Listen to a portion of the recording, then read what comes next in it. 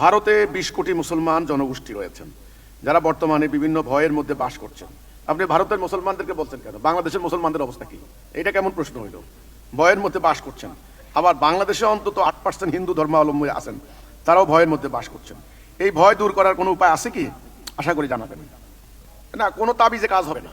ভয় দূর করার জন্য আমাদের এখানে আমাদের হুজুররা ফু দেয়, জিন ভূত যেন চলে যায়, রাতের বেলায় লাভ দিয়ে উঠে ভয়ে আতঙ্কে। ওই ইন্ডিয়া তো ওখানে পুরোহিতরা ওরকম ভাবে মন্ত্র দেয়, দিয়া ধোঁয়া টোয়া দিয়ে একটা ভয় দূর করায়। লাভ হবে না ভাই, কোনো মন্ত্রের লাভ হবে না, কোনো দোয়া কালামে লাভ হবে না, ভয় দূর হবে না। কোরআনের শব্দ আছে খাউফ। খাউফ মানে ভয়। বাবা আদম মা হাওয়া যখন দুনিয়াতে আসলেন তখন ইবলিসের ষড়যন্ত্রের ফলে কিন্তু এটা হয়েছে। ইবলিস কিন্তু বলেছিল তোমার দেওয়া আদমকে আমি সিরাতুল মুস্তাকিমে থাকতে দেব না। এটা আতঙ্ক সৃষ্টি করবে, একটা অশান্তি সৃষ্টি করবে, ফাসাদ সাফাকুত্তিনা করাবে। বাবা আদম তখন ভীত সন্ত্রস্ত হলেন, ভয় করলেন। আল্লাহ কিন্তু আয়াত নাযিল করলেন, কি বললেন? ফাইম্মা ইয়াতিয়ান্নাকুম মিন্নি হুদা ফামান তাবিআ হুদায়া ফালা খাউফুন আলাইহিম ওয়া হুম ইয়াহজানুন। এই যে ভয়, খাউফ মানে ভয়। আমি হেদায়া দেব। হেদায়া মানে রাইট ডাইরেকশন, সঠিক পথ নির্দেশনা আল্লাহ দিবেন। হেদায়া কোনো শয়তান দিতে পারে না। হেদায়া হলো জান্নাতের পথ। দেখেন আল্লাহ বললেন আমি হেদায়া দেব, যারা এই হেদায়ার আনুগত্য করবে তাদের কোনো ভয় নাই, তাদের কোনো চিন্তা নাই। এখন ভারতের মুসলমান আপনারা ভয় আছেন, আমাদের এখানে হিন্দুরা ভয় আছে। আমরা কি খুব খুশিতে আছি নাকি? আমরা তো আতঙ্কে আছি, ভয় আছি। কে কখন মবের শিকার হয়? আসলে এই ভয় মানব জাতির মধ্যে কায়েম করে রেখেছে ইবলিস, শয়তান। এখন ইবলিসটা কে? সবাই তো ভালো মানুষ, ফেরেশতা। ইবলিসটা কে? ইবলিসটা কে? তারে কে চিনবে? কে চিনাবে? কে? তার লক্ষণ কি? সবারই তো দোকান কান আছে, নাক আছে, ভাত মাছ খায়, সবাই তো দেখছি একই রকম। তা আমি ভারত, বাংলাদেশ, হিন্দু, মুসলমান, পাকিস্তানি, যাই বলেন, নেপালি, আপনার হলো বৌদ্ধিস্ট, বৌদ্ধ ধর্মের যেই বলেন না কেন ভাই, সবাইকে আমি একটা স্বনির্বন্ধ অনুরোধ করব। আপনারা সবাই মিলে বর্তমানে একটা জীবন ব্যবস্থার প্র্যাকটিস করছেন। রাষ্ট্র ব্যবস্থা, এটা ব্যবস্থা, সিস্টেম অফ লাইফ, এটাকে ইসলামের ভাষায় বলে দিন। এটা প্র্যাকটিস করছেন। এটা পশ্চিমাদের তৈরি করা বস্তুবাদী, ভোগবাদী একটা ব্যবস্থা। এখানে রাষ্ট্র পরিচালনার ক্ষেত্রে, অর্থনীতি, রাজনীতির ক্ষেত্রে আল্লাহ, ঈশ্বর, ভগবানের কোনো জায়গা নাই, আল্লাহর কোনো জায়গা নাই। এখানে রাজনৈতিক দর্শন হলো ধর্মনিরপেক্ষতাবাদী দর্শন। ধর্ম রাষ্ট্রীয় জীবনে আসতে পারবে না, ওটা ব্যক্তি জীবনে থাকুক। আপনি বিশ্বাস করেন, আপনি মন্দিরে থাকেন, গির্জা থাকেন, মসজিদ থাকেন, দুর্গাপূজা করেন, ঈদ করেন, বড়দিন করেন, আপনি বাইবেল পাঠ করেন, কোরআন পাঠ করেন, বাস রাষ্ট্র চলবে আমাদের আইনে। এই যে একটা জাহিলি নীতি, এটা পশ্চিমেরা কায়েম করেছে। ফলে নীতি, নৈতিকতা, ভোগ্যতা, মানবতা, মানবাধিকার সব গায়েব হয়ে গিয়েছে। এখন এই ভোগবাদী জীবন দর্শন অনুসরণ করতে করতেই এই ভারতের রাজনীতি ধ্বংস, আমাদের এখানে রাজনীতি ধ্বংস। এই রাজনীতিক জালেমরা এটা ব্রিটিশদের থেকে ডাপ্পাবাজি শিখেছে। ব্রিটিশরা 300 বছর আমাদেরকে শাসন করেছে, শোষণ করেছে। একসময় সমৃদ্ধ ভারতবর্ষ লুণ্ঠন চালিয়েছে। আজকে ওরা সম্পত্তির পাহাড়ের উপর ইউরোপে বসে বসে লম্বা লম্বা বুলিয়া ওড়ায়, আর আমাদের সন্তানগুলি যায় ওখানে কামলা খাটে সংসার চালানোর জন্য। এখন বলে কি ওরা জ্ঞানে, বিজ্ঞানে, প্রযুক্তিতে অনেক দূর আগায় গেছে। আগাবে না কি করবে? জ্ঞান বিজ্ঞান অর্জন করা কি সোজা কথা? আমরা ভাতের জন্য এখনো আন্দোলন করি। এই যে আমরা যখন এরশাদ বিরোধী আন্দোলন করলাম, আমার মনে আছে, তখন আমাদের নেতারা নির্বাচনী মাঠে বক্তব্য দিলেন, এ লড়াই ভাত খাওয়ার লড়াই, ভাতের লড়াই। আমরা এখনো ভাত খাওয়ার লড়াই করতেছি। জ্ঞান বিজ্ঞান কিভাবে আমরা করব? ওরা চাঁদা দেশে যায়। আপনি কি জানেন ওদের এই বৈজ্ঞানিক পরীক্ষাগুলির পিছনে কত ট্রিলিয়ন ট্রিলিয়ন ডলার ব্যয় হয়? আকাশ পাড়ি দিচ্ছে, কত বিলিয়ন বিলিয়ন ডলার ব্যয়। তো কাজেই সম্পদ লাগে, অর্থ লাগে, এটা ওরা লুণ্ঠন করে নিয়ে গেছে। আমরা তো এখনো ভাতের জ্বালায় অস্থির। আমাদের বাচ্চা কাচ্চার কোনো ভাতই নেই এখন পর্যন্ত। আমাদের বাবা মারা বাচ্চাদের একটু 18-19 বছর হইলে তাকে বিদেশ পাঠাই দেয়, আগামী দিন সংসার কেমনে চলবে এই টেনশনে অস্থির। তাহলে এই ভারতবর্ষের, বাংলাদেশ, ভারত, হিন্দু, মুসলমান, খ্রিস্টান, বৌদ্ধ, আমি আপনাদেরকে বলতে চাই, আপনারা ওখানে মুসলমানরা আতঙ্কিত, ওখানে ধর্মের নামে রাজনীতি হচ্ছে। এখানে হিন্দুরা আতঙ্কিত, ধর্মের নামে অপরাজনীতি হচ্ছে। এখন এটা থেকে ভয় দূর করতে হলে কি করবেন? কোরআনের ওই আয়াত, ফাইম্মা ইয়াতিয়ান্নাকুম মিন্নি হুদা ফামান তাবিআ হুদায়া ফালা খাউফুন আলাইহিম ওয়া হুম ইয়াহজানুন। আল্লাহ হেদায়া পাঠিয়েছেন। হেদায়া মানে কি? রাইট ডাইরেকশন, সঠিক পথ নির্দেশনা, গন্তব্যে যাওয়ার সঠিক পথ। এটার নাম হেদায়া। এটা কে দিয়েছেন? আল্লাহ দিয়েছেন। এটা বিশ্বাস করি আমরা। হিজবুত তাওহীদকে দেখেন আপনারা, হিন্দুরা, বৌদ্ধরা, মুসলমানরা, আপনারা হিজবুত তাওহীদকে দেখেন। আমি চ্যালেঞ্জ দিচ্ছি, এটা আমার চ্যালেঞ্জ। এই চ্যালেঞ্জ দিচ্ছি আমি, কোন হিজবুত তাওহীদ অনলাইনে অফলাইনে কোন হিন্দু ভদ্রলোককে বা ভদ্র মহিলাকে কোনোদিন অপমান করেছে বা গালি দিয়েছে বলে কোনো প্রমাণ দেখাতে পারবেন না কেউ? যদি প্রমাণ দেখাতে পারেন, আমি নিজে সরি বলবো, আমার ওই সদস্যকে আমি সরি বলাতে বাধ্য করব। আর তা না হলে আমি ওকে হিজবুত তাওহীদ থেকে বের করে দেবো। বলতে পারবেন না, দেখাতে পারবেন না ভিন্ন ধর্মের কোনো অবতার, ভিন্ন ধর্মগ্রন্থ, ধর্ম অনুসারী, ধর্মীয় অনুষ্ঠান ইত্যাদিকে নিয়ে আমরা কোনো ধরনের অসম্মান অশ্রদ্ধা করেছি? আমরা করিনি। কোনোদিন বলতে পারবেন না হিজবুত তাওহীদের কোনো সদস্য ভিক্ষা করেছে। ভিক্ষাবৃত্তি হিন্দু ধর্মীয় মুসলমানদের উভয় ধর্মেই নিষিদ্ধ। কোনোদিন বলতে পারবেন না চুরি করেছে, ডাকাতি করেছে, অন্যায় করেছে, অপরাজনীতি করেছে, কোনোদিন বলতে পারবেন না। তাহলে হিজবুত তাওহীদ হেদায়া পেয়েছে, যেই হেদায়ার কারণে তাদের হৃদয় পরিবর্তন হয়েছে, তাদের আত্মার পরিবর্তন হয়েছে, তাদের সমাজের পরিবর্তন হয়েছে।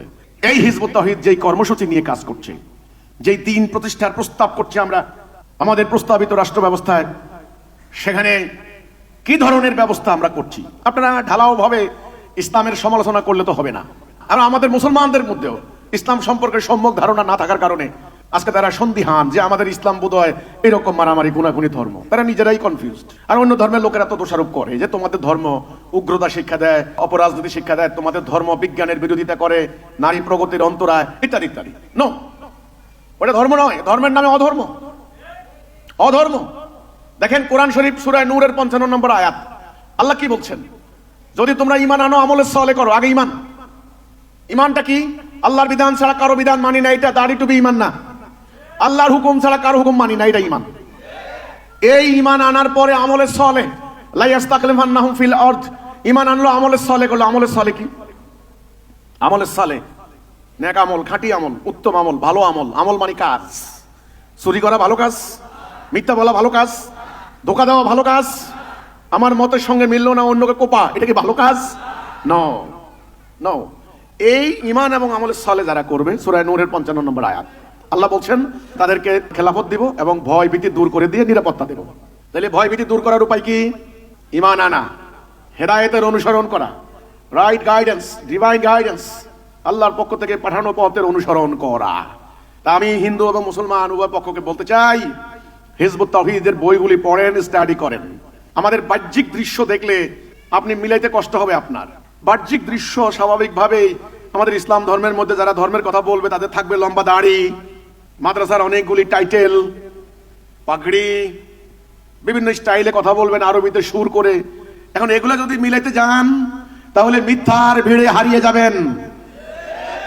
এগুলা দিয়েই কিন্তু ধর্মের নামে বহু অধর্ম হয়েছে। আমি ওগুলাকে কিন্তু কোনো অ্যাঙ্কার করছি না, বাট ওগুলার আড়ালে বহু কিছু হয়েছে। ওগুলা মিলাতে যাবেন না, দেখবেন আমাদের কর্ম, আমাদের বক্তব্য, আমাদের কাজ, আমাদের আমল। আল্লাহ রাসূল হাদিসে বলেছেন এটা, ইন্নাল্লাহা লা ইয়ানজুরু ইলা সুওয়ারিকুম। সুরত দেখেন না। সুরত মানে কি? বাহ্যিক অবয়ব, পোশাক, লেবাস। সুরত দেখেন না। ওই হাদিসে আছে, তিনি বলেছেন আমি দেখি তোমাদের আমল এবং নিয়ত, কলবের মধ্যে কি আছে এবং আমল কি। এখন আমি নির্বাচন আসছে, আমি আমার কর্মীদেরকে বললাম হিন্দুদের মন্দির পাহারা দে। হিন্দুদের সামনে যাইয়া গীতা পাঠ করা শুরু করলাম। এবার লম্বা লম্বা কথা কইলাম, হিন্দু ভাইয়েরা আগামীতে আমাদেরকে নির্বাচনে ভোট দিবেন, আমরা আপনাদেরকে এক ধাক্কায় এক ঠেলায় জান্নাতে নিয়ে যাব, স্বর্গে নিয়ে যাব। আপনাদের কোনো চুরি হবে না, কিচ্ছু হবে না, আপনাদের নিরাপত্তা থাকবে। ঈশ্বর আল্লাহ ভগবান তিনি কি তোমার হৃদয় দেখেন না? ভেতরে কিন্তু ঘৃণা করা হচ্ছে ঠিকই, ভিতরে কিন্তু এইটা মালাউন নির্বাচনে খাড়াইছি বইলেই বাধ্য হয়ে গেছে তোর পা ধরতে। এখন দেখেন, তাহলে এই হিন্দুদের ব্যাপারে আপনার ভিতরে ভক্তি, শ্রদ্ধা, সম্মান, ইজ্জত আছে না নাই, এটা আল্লাহ দেখেন। আল্লাহ দেখেন। এই জন্য আল্লাহ বলছেন আমারে লেবাস দেখাইস না। লেবাস আমি দেখি না, আমি দেখি তোর ভিতরে কি আছে এবং আমলটা কি, কাজ কি। এবার যখন নির্বাচন চলে যায়, নির্বাচন যদি শেষ হয়ে গেল, যদি ওই প্রার্থী এবার ফেইল করে, আল্লাহ আল্লাহ করে 1 নাম্বার দোষ হইল হিন্দুগ। এই হিন্দুরা আমারে ভোট দেয় নাই, হিন্দুরা ভোট দেয় নাই, চল ওর হামলা কর।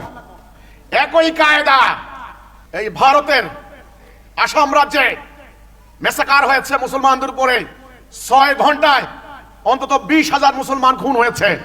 আজ থেকে কয়েক দশক আগে এই নির্বাচন নিয়ে, নির্বাচনের পরের দিন রাও তুলে দিল এই মুসলমানরা আমাদেরকে ভোট দেয় নাই, অবিশ্বাস, ভোট দেয় নাই, এরা আমাদেরকে ভোট দেয় নাই, এরা কংগ্রেসের ভোট দিছে, ইত্যাদি ইত্যাদি। বাস, মেসাকার, হত্যাকাণ্ড, হায় রে হায়।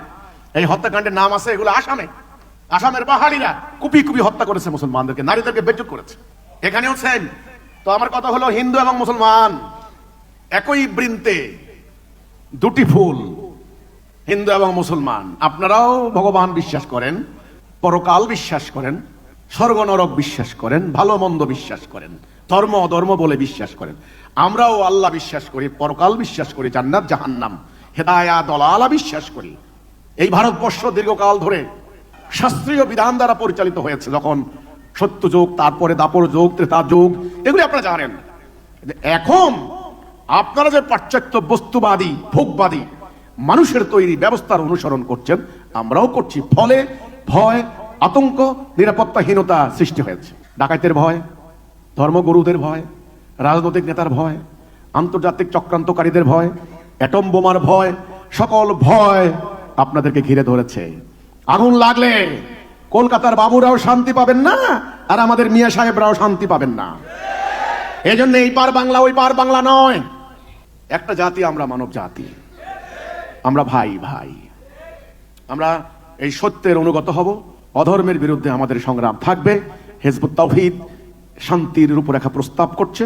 আমার সুনির্বন্ধ আবেদন, নিবেদন, প্রার্থনা থাকবে, আপনারা আল্লাহর দেওয়া এই বিধানকে অনুধাবন করুন, স্টাডি করুন, গবেষণা করুন, দেখুন। ইনশাআল্লাহ আমরা সবাই মিলে একটা মানব জাতির জাতিসত্তা যদি তৈরি করতে পারি আল্লাহর আনুগত্যের উপরে, তাহলে আমাদের ভয় আতঙ্ক আল্লাহ দূর করে দেবেন।